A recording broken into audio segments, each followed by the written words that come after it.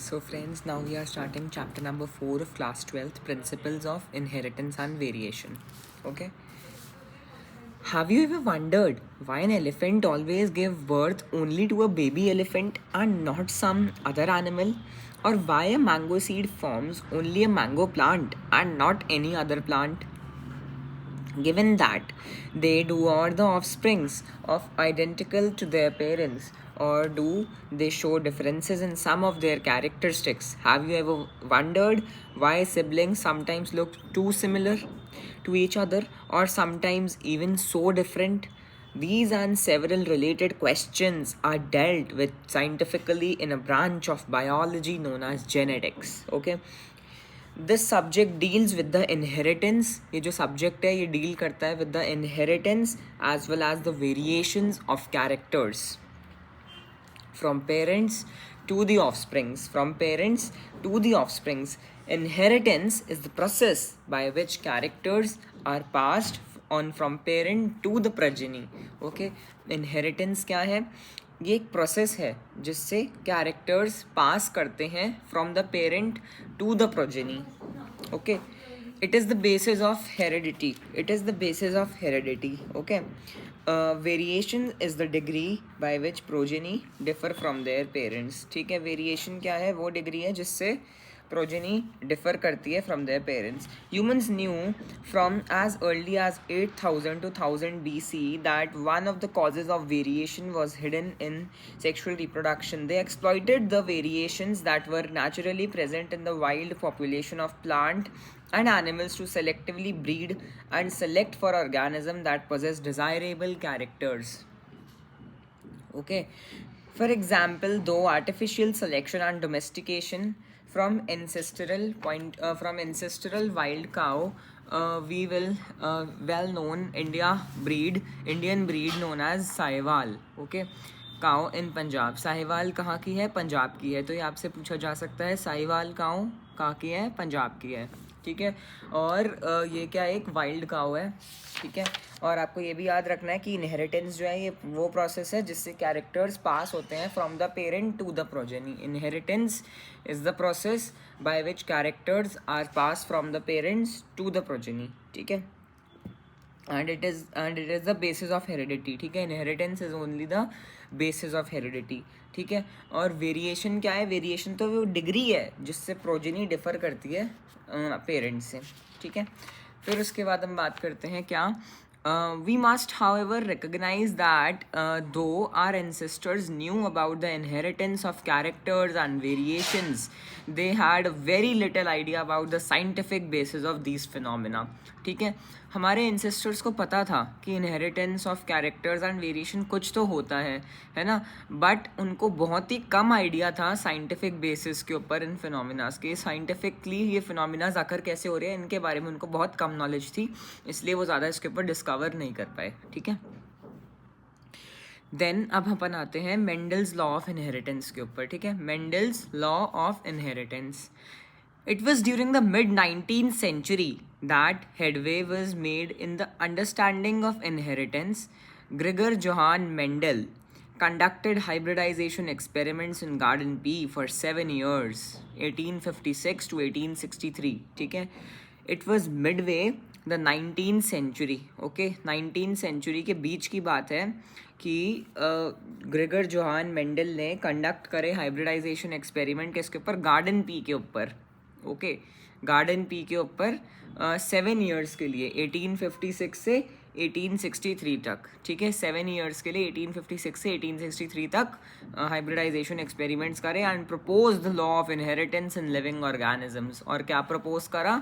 Law of inheritance of living organisms उनने propose करा. Okay,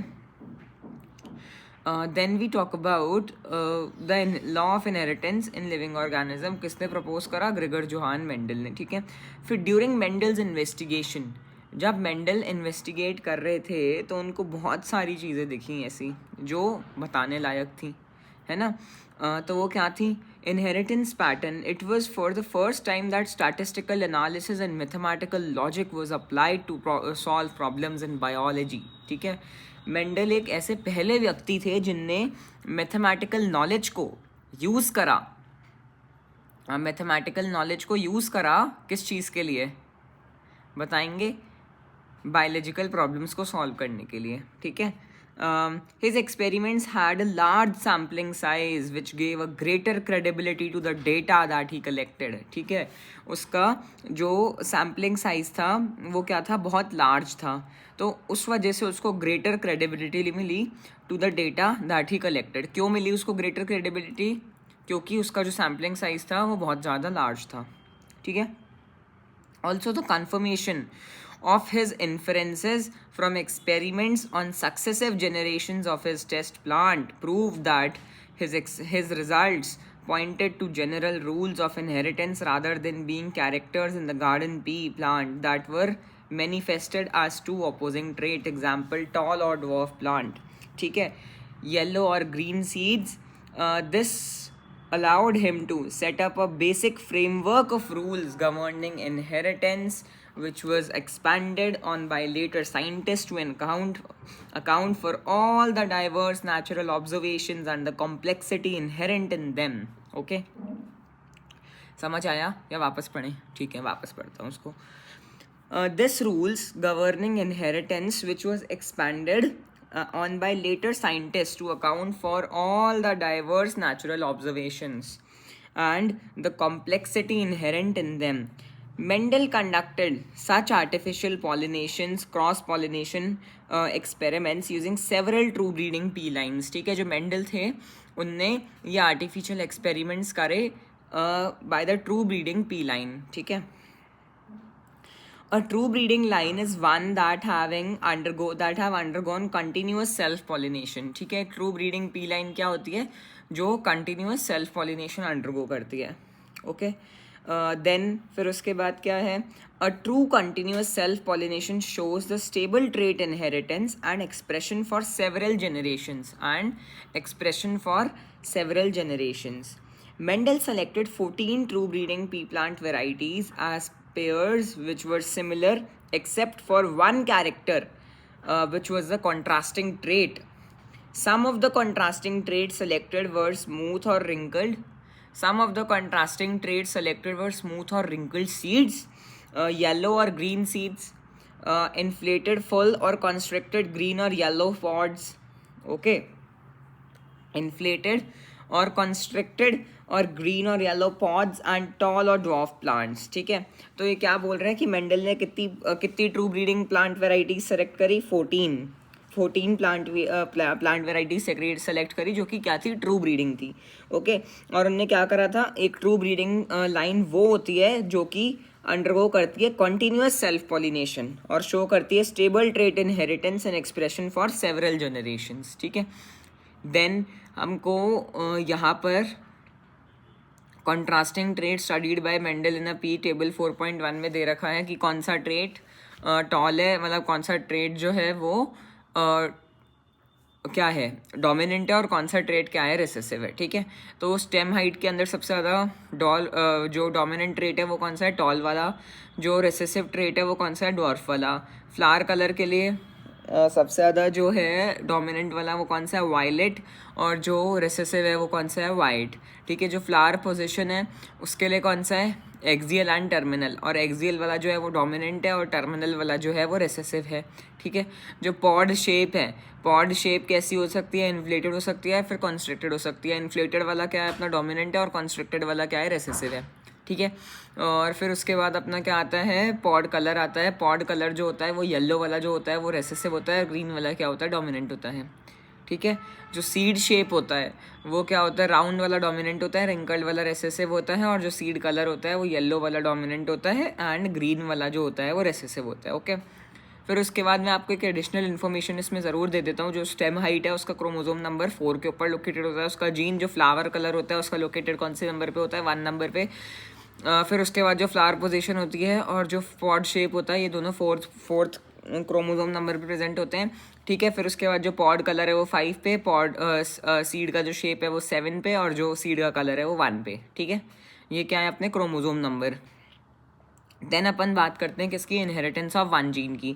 late us take an example of one such hybridisation experiment carried out by the Mendel where he cross the dwarf and the tall pea plant to study the inheritance of one gene. Okay, he collected the seeds produced as a result of this cross and grew them to generate plants of first hybrid generation. Okay, उनने क्या करा, collect करा इन seeds को और produce करा, and he collected the seeds and produce as a result of this cross and grew them to generate plants of the first hybrid generation. और उन्होंने क्या ऑब्टेन कर ली, फर्स्ट फीलियल जनरेशन ऑब्टेन कर ली, जो कि हाइब्रिड प्लांट था. ठीक है, this generation is also called as the filial progeny और the F1 progeny.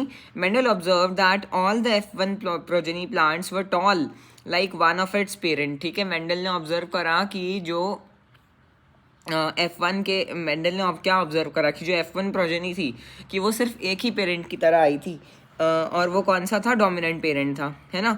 None were dwarf. He made similar observation for other pairs of traits. He found that the F1 always resemble either of one of the parent, which was the dominant trait, and that the trait of the other parent was not shown in them. ठीक है, not seen in them. Okay, फिर उसके बाद क्या है, Mendel ने फिर self pollination करा the tall F1 plant and to his surprise found that in the filial second generation some of the offsprings were dwarf. क्या करा उनने, जो F1 प्रोजेनी वो बार बार ऑब्टेन कर रहे थे टॉल पेरेंट और डॉर्फ पेरेंट को करवा के, हाइब्रिडाइज करवा के, तो जो प्रोजेनी ऑब्टेन कर रहे थे वो हाइब्रिड थी, और फिर हाइब्रिड का उनने क्या करवाया, सेल्फ पॉलिनेशन करवाया. ठीक है, उस हाइब्रिड का उनने सेल्फ पॉलिनेशन करवाया, जिससे क्या हुआ, उनने कैरेक्टर्स देखे. क्या देखे कैरेक्टर्स की, उसमें से सिर्फ 4 प्रोजेनी आई, तो 4 में से सिर्फ एक डॉर्फ था और बाकी 3 जो थे वो टॉल थे. उनने ये देखा. ठीक है, offspring were dwarfs. The character that was not seen in the F1 progeny was now expressed. The character that was not seen in the progeny was now expressed. Okay, the proportion of the plants that was dwarf were 1/4 of the F2 plant, while 3/4 of the F2 plants were tall. ठीक है, जबकि जो 3/4 F2 plant थे वो क्या थे, toll थे. The tall and the dwarf plant were identical to the parental type and did not show any blending. ठीक है, जो टॉल और ड्वार्फ ट्रेट्स थे वो क्या थे, आइडेंटिकल थे अपने पेरेंटल टाइप के, और वो कोई ब्लेंडिंग शो नहीं कर रहे थे. That is all the offsprings were either tall और dwarf, none were in between height. ठीक है, किसी ने भी ब्लेंडिंग शो नहीं करी थी, सारे या तो टॉल थे या तो ड्वार्फ थे, कोई भी इंटरमीडिएट हाइट का नहीं था. ठीक है, similar results were obtained with the other traits that he studied. Only one of the parental traits was expressed in the F1, while at the F2 both the traits were expressed in the proportion 3:1. The contrasting traits did not show any blending at either F1 or F2 stage. ठीक है, फिर उसके बाद हम आते हैं, based on these observations Mendel proposed that something was being stably passed down unchanged from parents to offspring through the gametes over successive generation. He called these things as factors. तो आपको ऐसे पूछा जा सकता है, according to Mendel, what was the name given to the something that was being stably passed down unchanged from parent to the offspring? This is known as the factor, not a gene. ठीक है, Mendel ने gene शब्द use नहीं करा था, Mendel ने factor शब्द use करा था. ठीक है, gene therefore are the unit of inheritance. Genes जो होते हैं इसलिए वो क्या होते हैं, यूनिट ऑफ इनहेरिटेंस होते हैं. ठीक है, genes are therefore called as the unit of inheritance. Okay, then फिर उसके बाद क्या है, they contain the information that is required to express a particular trait in an organism. ठीक है, जो जीन होते हैं कंटेन करते हैं information that is required to express a particular trait in an organism. ठीक है, जीन्स जो कि कोड कर रहे हैं for a pair of contrasting trait are known as alleles. ठीक है, जीन जो कि कोड कर रहे हैं for a pair of contrasting trait they are called as allele. Gene which code for a pair of contrasting trait are called as allele. Gene which code for a pair of contrasting trait are called as allele. ठीक है, that is they are slightly different forms of the same gene. Alleles are slightly different form of the same gene. Alleles are slightly different form of the same gene. ठीक है, समझ आया, allele allelomorph एक ही बात है. ठीक है, gene which code for a pair of contrasting trait are known as allele. That is they are slightly different from of the same gene. ठीक है, if we use alphabetical symbols for each gene, then the capital letter is used for the trait expressed at the F1 stage and the small alphabet for the for the other trait. For example, in case of the trait of a height, capital T is used for the tall trait, and small t is used for the the dwarf, है ना. And capital T and small t are the alleles of each other. ठीक है, ये बहुत ही important है बच्चों, इनको वापस देखेंगे अपन कि in case of the character of height, capital T is use for the tall trait and small T is use for the dwarf trait, and capital T and small T are the alleles of each other. ठीक है, Mendel ने propose करा that in a true breeding tall और dwarf pea variety, जो allelic pair है genes का for height are identical और homozygous. ठीक है, ये बहुत ही इंपॉर्टेंट बात है बच्चों कि जो मेंडल ने प्रपोज करा that in a true breeding, मेरे को गोली बच्चों निकाल ली पड़ेगी, मैं पढ़ नहीं पा रहा ऐसे.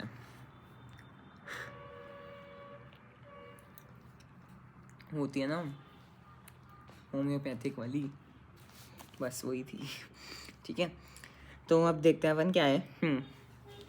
वापस से पढ़ता हूँ इसको. ठीक है, आप लोगों को भी थोड़ा डिस्टर्ब हुआ उसके लिए सॉरी.